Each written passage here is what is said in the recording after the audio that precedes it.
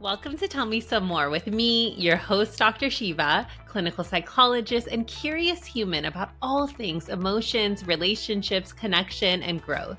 My mission is to help you in improving your self-confidence and your relationships, both with yourself as well as with others, and to increase your awareness around the topics that actually matter in order to live an intentional, fulfilling life.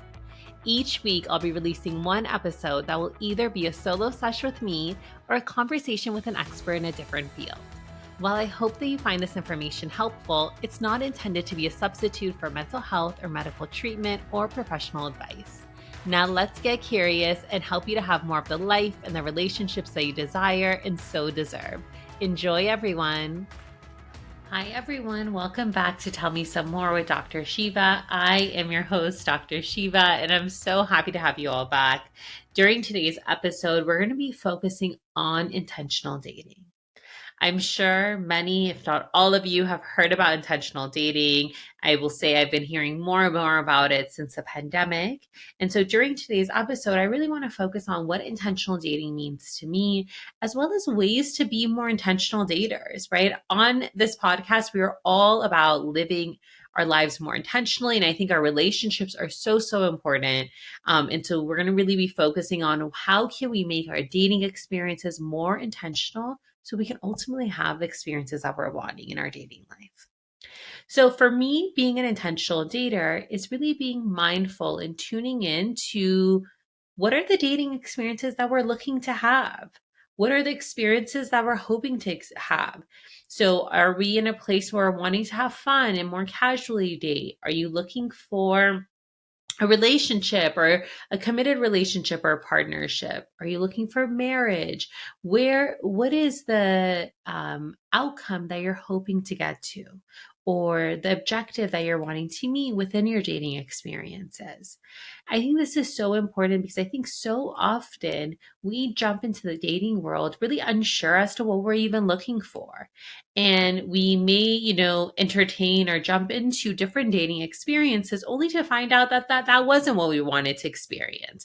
And so I feel like by taking this time earlier on, prior to jumping into the dating experience, then it will give us a chance to really be clear on what it is that we're looking for, what are the experiences that we're wanting to have, and it gives us a chance to be really transparent with ourselves, as well as then make decisions that fit that. Right? It allows us to filter out the relationships or the type of experiences that don't fit what we're wanting to get to. So if I'm looking to get into a committed relationship and I meet someone who I would consider it to be great for a casual relationship or someone who's just wanting to have a casual relationship, if I know that about them, then that's going to make it super easy for me when I know I'm looking for a romantic committed relationship to make the decision of not dating that person. And then putting my mental energy and my focus and attention towards the relationships that I'm wanting to have, towards the people who are looking for a similar outcome, right? Towards the people who are wanting to have more of that committed relationship. So by being more transparent with ourselves and more clear as to what we're looking for, then it's going to make that decision process and that filtering process a lot easier. Additionally, it's going to make it easier to feel just more confident and empowered to communicate that as needed to the people that we're dating, right? If I know what I'm looking for, then I'm likely going to feel more comfortable to express that to other people. So really tuning in and really seeing, regardless of where you are in the dating process, what are you wanting? Where are you wanting to get to? And being transparent with yourself. And of course, if you feel comfortable with the persons or people that you are interacting with. So it's taking decision and taking action in a way that's connected to the overall purpose in a way that's ultimately considerate and thoughtful for you and is really connected to where you're wanting to get to. But so once you have really checked in with yourself to see, where am I wanting to get to? What type of dating experiences am I wanting to have? Then at that point, we want to become even more clear as to what those specific experiences will look like. So what I mean by this is identifying your boundaries, your limits. What are your expectations about this dating experience, right? What do you anticipate that it will be like, right? What are your non-negotiables for what this experience will be like? What are your boundaries? And once that can help in really providing more structure around the dating experience. I think then we want to even narrow it in further and really think about if I am wanting to, let's say, date a person, I'm looking for a committed relationship, or even if it's just, I'm just looking for an exclusive relationship, let's use that.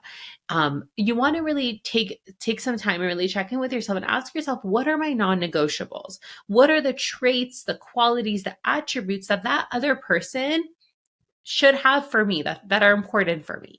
What are the non-negotiables for the relationship? What should the relationship feel like? What should it be based on? What are my preferences?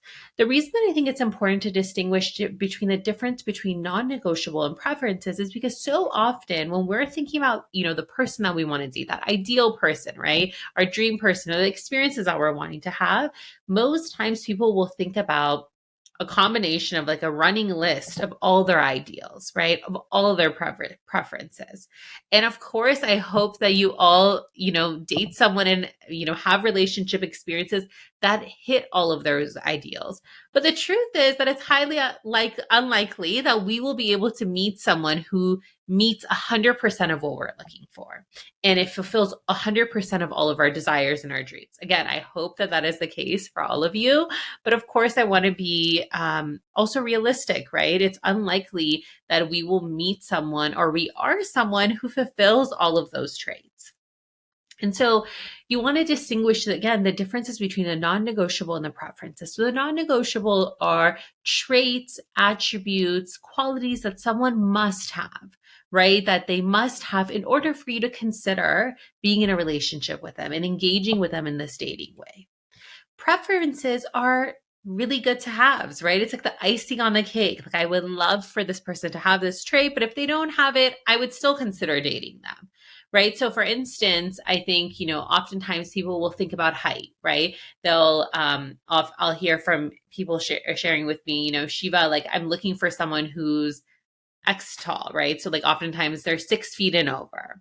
And what will usually happen is when we take a chance to really look at, are these non-negotiable? Is this a non-negotiable or is this a preference? We see that it's a preference, but they're treating it as a non-negotiable. So how are they treating it as a non-negotiable? Well, if someone introduces them to someone who's less than 6 feet, or they're quick to say no, or if they are on the dating app, they'll filter based on height. Even again, though, this is a preference for them. And so I think it's important to really see what are our preferences and how are we responding to them, right? Are we treating them as non-negotiables? And if so, we want to adjust accordingly. You want to respond to the trait in the way that you're intending to, in the meanings, in the ways that you're perceiving it. So for instance, when we think about height, something that I'll oftentimes say is, of course, I realize like why that would be someone's preference, right? But what I oftentimes will say, is it their height that's going to support you? That's going to support you on days when you're struggling, on days when you need more love, more kindness? Or are there the other traits that are actually going to come through more and serve you more in the long term? So we really want to see, is this something that, again, is a non-negotiable for me? In addition to identifying these different traits, attributes that we're looking for, again, once you've jotted all of those down and really put them in categories of non-negotiables, of preferences, you can also include things that you could do without, right? Maybe you had considered at one point, but they're not necessary. You're realizing that maybe it's not even a preference for you, right? Like you could do without it. Then you also want to go through it one more time and really identify the top in those categories. So maybe what are your top 3 non-negotiables? The reason I say that is because the more that we can be clear on our non-negotiables, then when we're in our different dating experiences, it's really easy to identify if someone fits those or not, right? So for instance, if I'm looking for someone who is really kind, that is something, if I know that is a non-negotiable for me, I'm going to be looking for that from the beginning. How is this person interacting with me? How are they interacting with other people? How do they discuss people when they're not present? What are the ways that they show support, right? So it provides us with an avenue to be able to really look into those areas that are most important to us. I will come back. I would love to share more about just making this list and also considering ways that we meet this list, right? Ideally, we want to be looking at not only does the person that we're looking for fulfill these criteria or these characteristics that are important to us. But ideally, we want to be looking for, do we meet these different expectations? Do we have these non-negotiables? And I will spend an episode at some point really going through that process. So going back to what else we can do to be more of an intentional dater. So what I would encourage you all to do is, of course, having this clarity of where you're at, what you're wanting, what are the experiences, and who are the type of people that you're interested in wanting to engage with. I think it's also, when we're going on these dates, really being mindful and really proactive in showing more of you in the way that's most authentic. The reason I say that is because so often when we are in the dating world and we're going on a first or second date, there's a strong desire to be liked by that other person, to be validated. We all want to be liked, right? Like, even if we don't like someone, we are hoping that they like us. And sometimes may not even be a conscious way of thinking. But I think as humans, we want to be liked, we want to be connected, we want to be desired by others and really accepted by them. And rather than focusing on the other person and how you may be perceived by that other person, I want to encourage you to slow down on the date and tune in with yourself. And really ask yourself, how am I feeling about this person across the table from me or across the chair from me?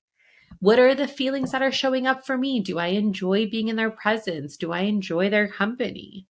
What are the reactions that I'm having? So really tuning in and paying attention to what is happening for you versus trying to figure out what is happening for that other person, or trying to fit the criteria that you perceive that other person may have in an effort to be liked by them. Additionally, really pausing and checking in with yourself throughout the dating journey. So let's say that this dating process, you're dating this person and it continues past those initial few days.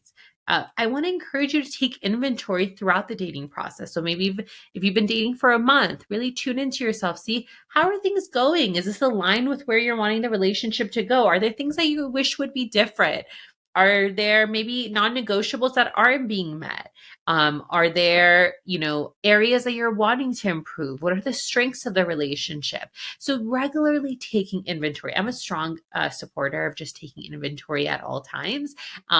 But I think it's important at different points within the relationship to take more inventory. The reason I say this is because the more that we are aware of how the relationship is going, if we're getting our needs met, if the other person is getting their needs met, then that is going to help us in our decision making, right? It helps us to know, am I ready to continue with this person, to make the decision to go further, right? Maybe go hit a new milestone, or do I want to pause and reconsider some things? Is it time for us to discuss something that may be going on, right? So it's being more proactive. When we're taking more inventory and we're more mindful as to what is happening, then we're being more proactive, right? And preventing difficulties from worsening if there are difficulties, or approaching something that we would benefit from attending to at this time, benefit from paying a little more attention.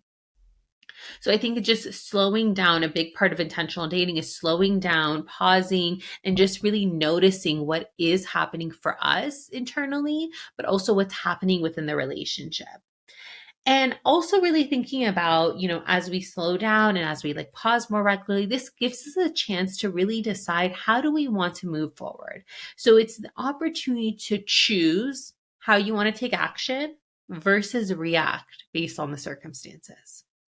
So oftentimes, when we're not intentionally dating, we may be dating someone, we don't really know where it's going, we don't know what we're actually doing, we, are leaving it to the other person. Like, oftentimes I'll hear, I'll just wait until this other person brings up the conversation of relationships, when the individual that I'm talking to is really wanting a relationship, right? So we're more passive in the approach. We're waiting to see how things pan out, how that other person may respond. But with intentional dating, it's actually choosing how you want to respond.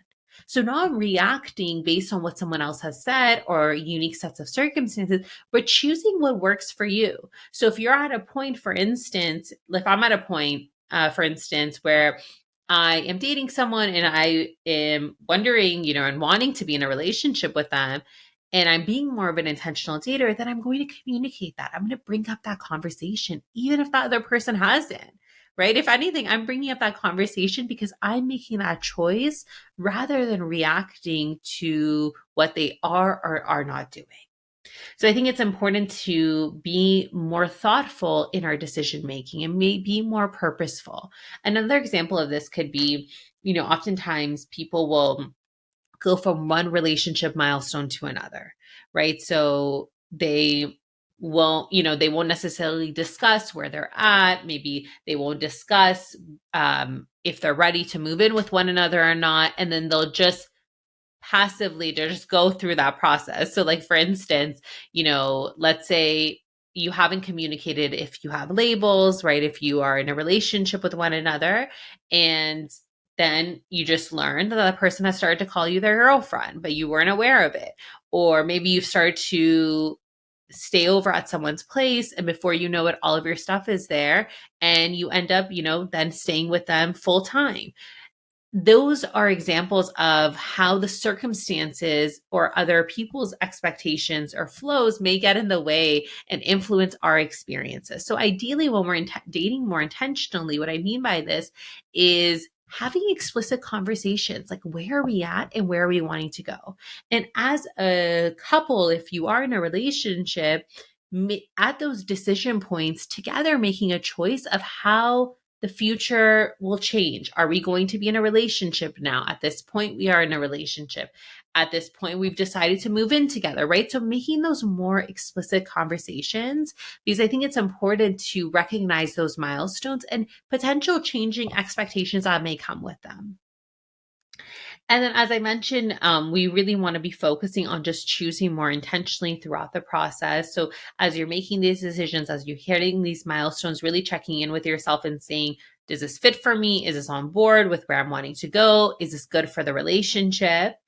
And then taking inventory of the relationship throughout the process internally. But if you feel comfortable and if you're at that place of the relationship, communicating that. So I think it can be really helpful within relationships at different intervals, right? It doesn't need to be every day, but let's say it's once a month, once every 3 months, once every 6 months, whatever works for you in your relationship. But taking the time to see, like, hey, are we on the right track for both of us? Are there things that maybe you would want to change? Are there things that you would want to be better? Are there things that I can improve in?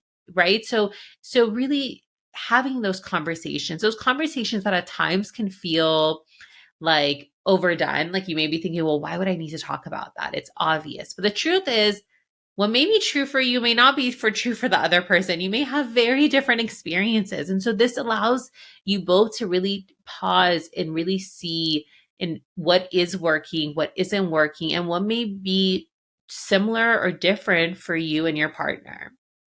And then finally, one other thing that I would say is really being mindful of the stories that we have around our dating experiences, of what they need to look like. This is important because for me, when I think about intentional dating, I'm really thinking about mindful dating, really noticing what is without any judgment or evaluation. So noticing what is happening also in the present moment within that relationship. And so if you're noticing that maybe certain stories are coming up for you, maybe you're thinking that a dating experience needs to be a certain way or quote unquote should be a certain way, or maybe there are expectations that are external that are influencing your experience, just noticing those things and really just being curious about where they're coming from and how they're impacting you. And then finally, what I would say is really as an intentional dater, I think it's important to not only regularly tune into your experiences, to have conversations, but when you feel like something isn't working, to the extent that you can, right? When we communicated it, really focusing on how can I approach this difficulty? How can I confront it in a way that's effective, in a way that's appropriate, rather than avoiding it? Um, I can spend a whole episode focusing on just the difficulties associated with avoidance. But I think so often when we have difficulties within relationships, many of us will try to avoid, will procrastinate on it. But I think as an intentional dater, we are more focused on what's going to serve us in living that life that is most consistent with our purpose, what's going to serve us in having the relationship experiences that are connected to that purpose, that sense of meaning for us.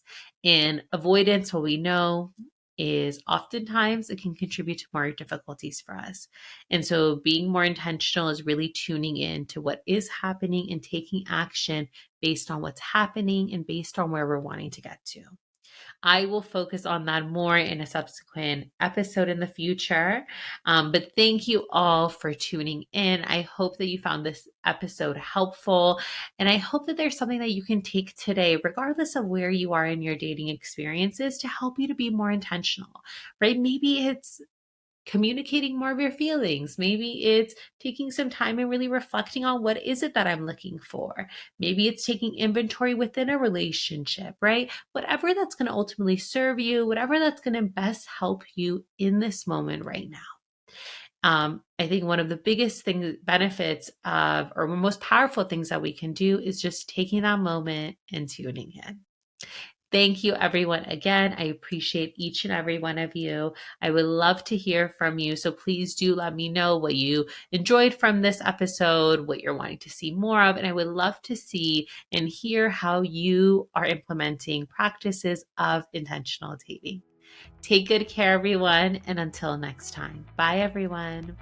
Thanks so much for tuning in to Tell Me Some More with Dr. Sheva. I hope you enjoyed today's episode. If you're enjoying the podcast, it would mean a lot to me if you would subscribe, share, and write me a 5-star review on iTunes so that we can build this wonderful community and support others in living fulfilling lives. Just a reminder that this podcast and the information shared is solely for informational, educational, and entertainment purposes. It's not meant to be a substitute for mental health or medical treatment or advice. If you're looking for additional support in your journey, please seek out a qualified professional. Until next time, everyone, talk soon.